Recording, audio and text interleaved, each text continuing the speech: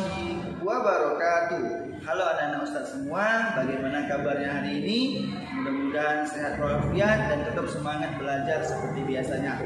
Nah, untuk kali ini kita akan belajar tentang gerak dan gaya pada materi IPA kelas 8. Nah, pada materi ini Ustaz berharap nanti setelah pembelajaran antum paham apa itu gerak dan apa itu gaya. Kemudian baru kita akan yang kedua akan membahas tentang rumus-rumus dari kelajuan dan kecepatan. Nah, untuk lebih jelasnya silakan Anda semua simak penjelasan dari Ustaz berikut ini. Nah, kita masuki pembahasan kita yang pertama, yaitu pengertian gerak dan gaya.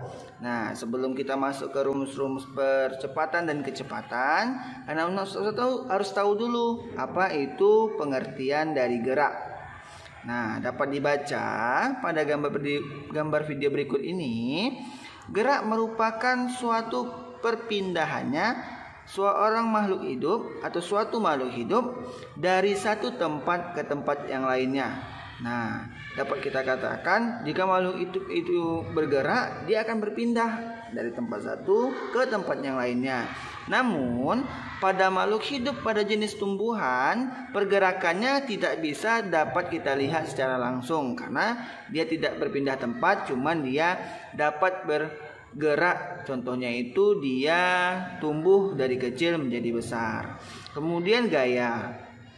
Nah, gaya itu adalah tekanan yang diberikan sehingga suatu benda mati dapat bergerak. Nah, suatu benda mati dapat bergerak. Contohnya itu seperti meja. Meja itu bisa bergerak apabila diberikan gaya atau diberi tekanan sehingga dia dapat bergerak atau bergeser. Contohnya seorang anak mendorong meja ke belakang. Nah, itu yang dinamakan dengan gaya. Nah, baiklah anak-anak semua, kita masuki pada pembahasan yang kedua, yaitu tentang rumus kelajuan dan kecepatan. Nah, sebelum kita bahas tentang rumusnya yang ada di papan tulis ini, kita bahas dulu tentang kelajuan. Apa sih kelajuan itu? Nah, anak-anak semua harus tahu dulu apa itu kelajuan. Nah, kelajuan itu merupakan perubahan jarak terhadap waktu secara matematis. Nah, kelajuan inilah dapat kita rumuskan, yaitu V sama dengan S per T. V sama dengan S per T. V itu kelajuan, S itu jarak tempuh, sedangkan T itu waktu. Nih, dapat ada keterangan di bawah. V itu kelajuan yang di satuannya itu meter per sekon. Kemudian S itu sama dengan jarak, di satuannya meter. Kemudian T itu waktu, satuannya sekon. Sedangkan kecepatan. Nah, kalau kecepatan itu apa? Nah, harus tahu juga kecepatan itu apa ya. Nah, kecepatan itu merupakan perpindahan terhadap waktu. Jadi kecepatan merupakan kelajuan dalam arah tertentu. Nah, jadi kecepatan itu merupakan kelajuan dalam arah tertentu. Jadi pada kecepatan ini rumusnya. Nah, di rumus ini nanti kita akan menentukan arah tertentu pada kecepatan atau benda yang bergerak tersebut. Sama saja V sama dengan delta T per delta S. Nah, untuk contohnya, mari kita buka buku untuk penerbit dari Yudhistira. Ada di buku, atau kalau tidak mempunyai buku silakan lihat di video saat ini. Nah, ini merupakan contoh dari rumus kelajuan. V sama dengan S per T. Kita baca soal contoh nomor 1. Rika berjalan pada lintasan lurus menempuh jarak sejauh 600 meter selama 10 menit. Berapakah kelajuan Rika berjalan? Berapakah kelajuannya? Berarti berapakah V-nya? Nah, untuk mengerjakannya perhatikan cara berikut ini. Nah, kita buat dulu diketahui. Apa saja yang sudah diketahui pada soal tadi? Yang sudah diketahuinya yaitu jarak dan waktunya tadi.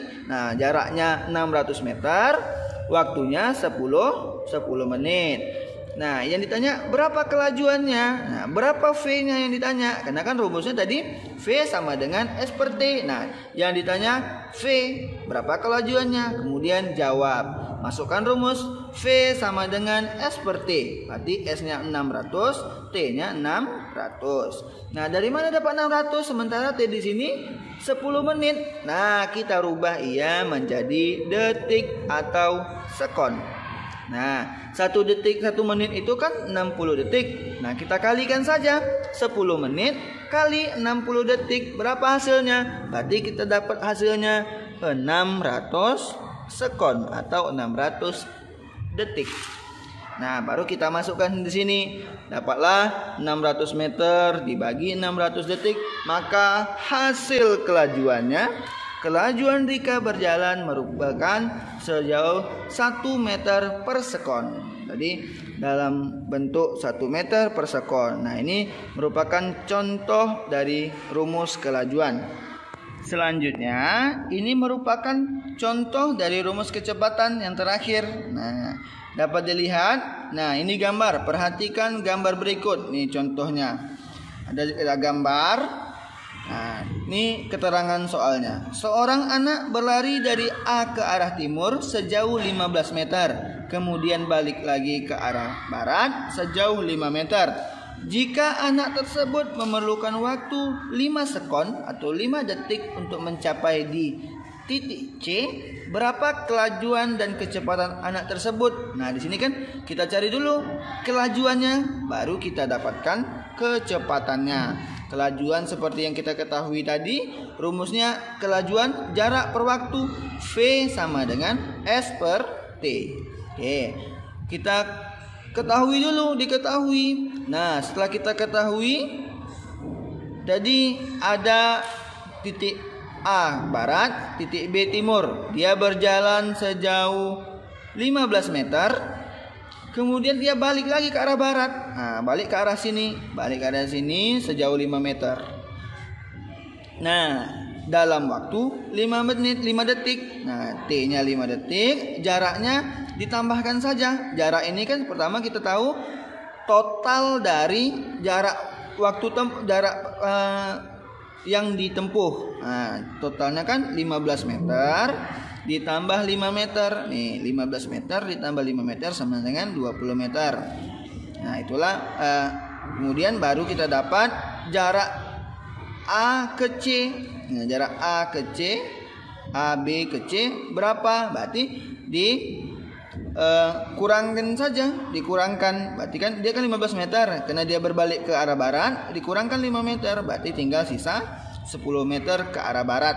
Ini perpindahan dari jarak A ke C setelah balik lagi ke arah barat.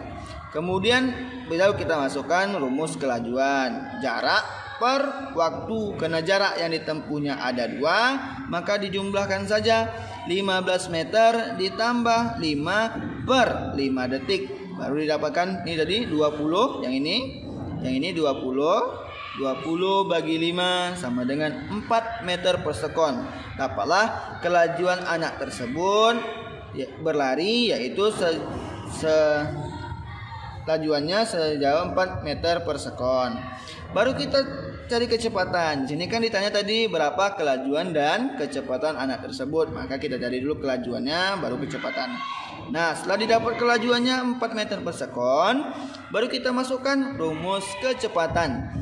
Kecepatannya rumusnya sama dengan V sama dengan delta S per delta T. V perpindahan sama dengan per waktu. Nah, kalau di sini jarak tempuh, kalau di sini yang kita ketahui adalah berapa perpindahannya. Nah, perpindahannya itu dari 15 meter A ke B, dari 15 meter dikurang ke C 5 meter, baru kita dapat perpindahannya. Nah, maka perpindahannya 15 meter dikurang 5 meter dapatlah 10 meter. Tetap waktunya 5 detik atau 5 sekon ini. Tetap masukkan 5 sekon. Barulah kita bagi 10 meter dibagi 5 sekon sama dengan dapatlah kecepatannya merupakan 2 meter per sekon ke arah barat. Karena dia balik ke sini, maka dia kecepatannya 2 meter per sekon ke arah barat. Nah, demikianlah tadi penjelasan dari Ustadz tentang gaya dan gerak. Mudah-mudahan Ananda semua dapat memahami dari penjelasan Ustadz tadi. Jika ada yang kurang jelas, silahkan hubungi Ustadz. Ustadz tutupi sampai di sini untuk video pembelajaran IPA hari ini. Ustadz mohon maaf apabila terdapat kesalahan. Ustadz akhiri. Assalamualaikum warahmatullahi wabarakatuh.